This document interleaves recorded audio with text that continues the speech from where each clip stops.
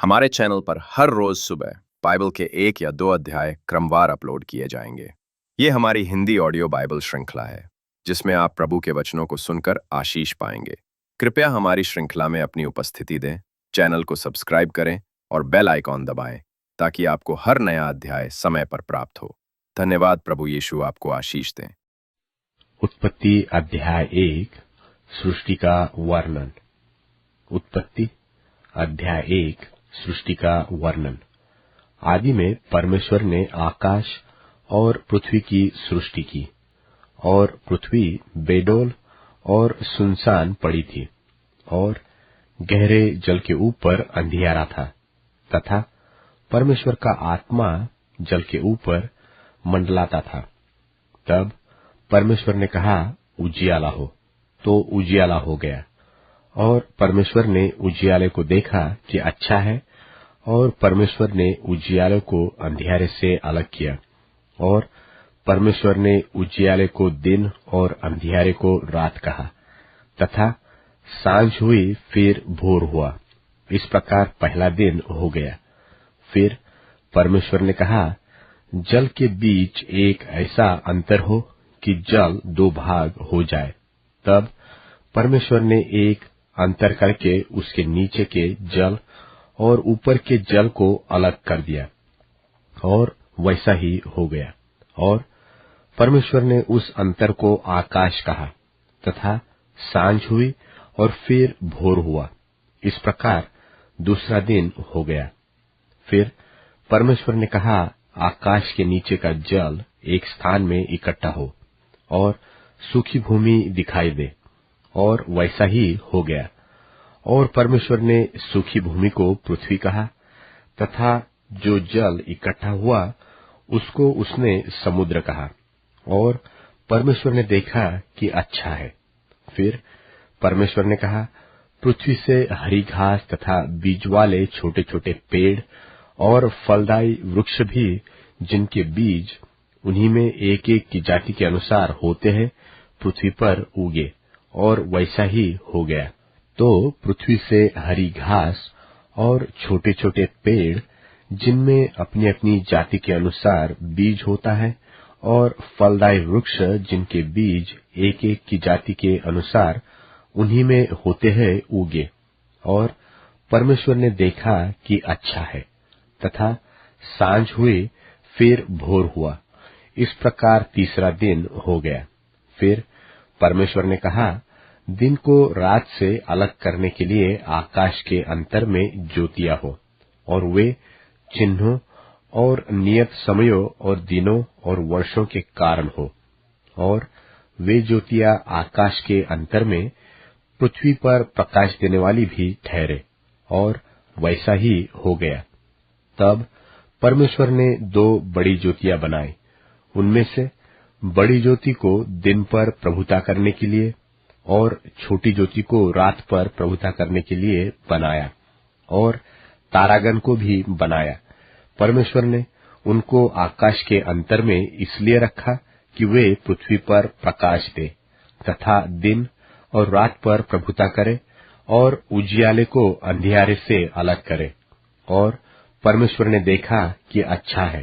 तथा सांझ हुई, फिर भोर हुआ। इस प्रकार चौथा दिन हो गया।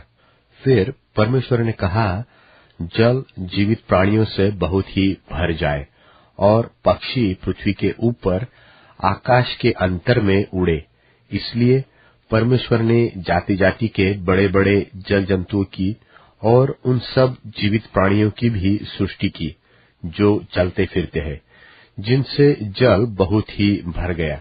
और एक एक जाति के उड़ने वाले पक्षियों की भी सृष्टि की। और परमेश्वर ने देखा कि अच्छा है। और परमेश्वर ने यह कह के उनको आशीष दी कि फूलो, फलो और समुद्र के जल में भर जाओ, और पक्षी पृथ्वी पर बढ़े। तथा सांझ हुई, फिर भोर हुआ। इस प्रकार 5वां दिन हो गया। फिर परमेश्वर ने कहा, पृथ्वी से एक एक जाति के जीवित प्राणी, अर्थात घरेलू पशु और रेंगने वाले जंतु और पृथ्वी के वन पशु, जाति जाति के अनुसार उत्पन्न हो, और वैसा ही हो गया। सो परमेश्वर ने पृथ्वी के जाति जाति के वन पशुओं को और जाति जाति के घरेलू पशुओं को और जाति जाति के भूमि पर सब रेंगने वाले जंतुओं को बनाया, और परमेश्वर ने देखा कि अच्छा है।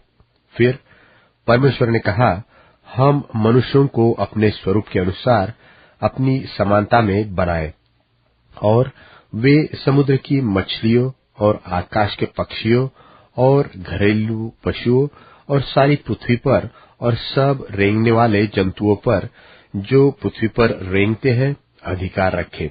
तब परमेश्वर ने मनुष्य को अपने स्वरूप के अनुसार उत्पन्न किया, अपने ही स्वरूप के अनुसार परमेश्वर ने उसको उत्पन्न किया, नर और नारी करके उसने मनुष्यों की सृष्टि की।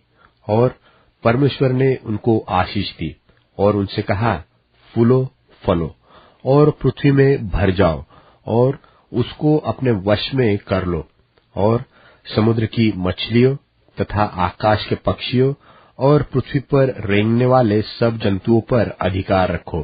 फिर परमेश्वर ने उनसे कहा, सुनो, जितने बीज वाले छोटे छोटे पेड़ सारी पृथ्वी के ऊपर हैं और जितने वृक्षों में बीज वाले फल होते हैं, वे सब मैंने तुमको दिए हैं, वे तुम्हारे भोजन के लिए है। और जितने पृथ्वी के पशु और आकाश के पक्षी और पृथ्वी पर रेंगने वाले जंतु हैं, जिनमें जीवन के प्राण हैं, उन सब के खाने के लिए मैंने सब हरे हरे छोटे पेड़ दिए हैं। और वैसा ही हो गया। तब परमेश्वर ने जो कुछ बनाया था सबको देखा, तो क्या देखा कि वह बहुत ही अच्छा है। तथा सांझ हुई, फिर भोर हुआ, इस प्रकार छठवां दिन हो गया।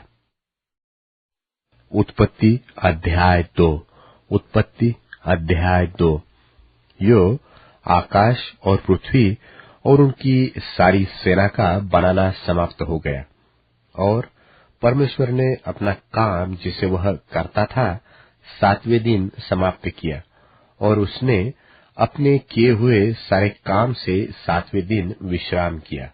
और परमेश्वर ने 7वें दिन को आशीष दी और पवित्र ठहराया, क्योंकि उसमें उसने अपनी सृष्टि की रचना के सारे काम से विश्राम लिया। आकाश और पृथ्वी की उत्पत्ति का वृत्तांत यह है कि जब वे उत्पन्न हुए, अर्थात जिस दिन यहोवा परमेश्वर ने पृथ्वी और आकाश को बनाया, तब मैदान का कोई पौधा भूमि पर न था और न मैदान का कोई छोटा सा पेड़ उगा था, क्योंकि यहोवा परमेश्वर ने पृथ्वी पर जल नहीं बरसाया था और भूमि पर खेती करने के लिए मनुष्य भी नहीं था। तो भी कुहरा पृथ्वी से उठता था, जिससे सारी भूमि सींच जाती थी। और यहोवा परमेश्वर ने आदम को भूमि की मिट्टी से रचा और उसके नथनों में जीवन का श्वास फूंक दिया, और आदम जीवता प्राणी बन गया। और यहोवा परमेश्वर ने पूर्व की ओर अदन देश में एक वाटिका लगाई और वहां आदम को, जिसे उसने रचा था, रख दिया।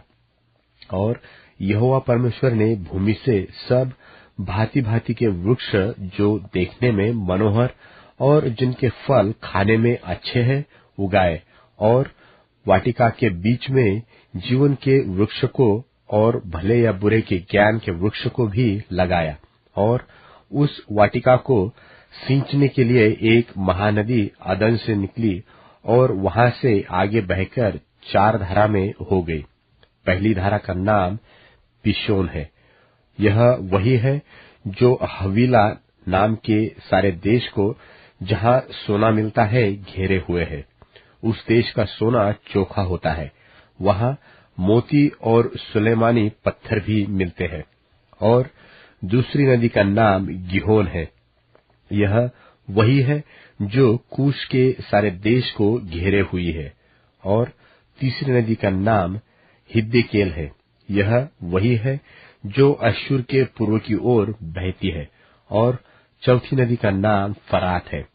जब यहोवा परमेश्वर ने आदम को लेकर अदन की वाटिका में रख दिया कि वह उसमें काम करे और उसकी रक्षा करे, तब यहोवा परमेश्वर ने आदम को यह आज्ञा दी कि तू वाटिका के सब वृक्षों का फल बिना खटके खा सकता है, पर भले या बुरे के ज्ञान का जो वृक्ष है उसका फल तू कभी न खाना, क्योंकि जिस दिन तू उसका फल खाए उसी दिन अवश्य मर जाएगा।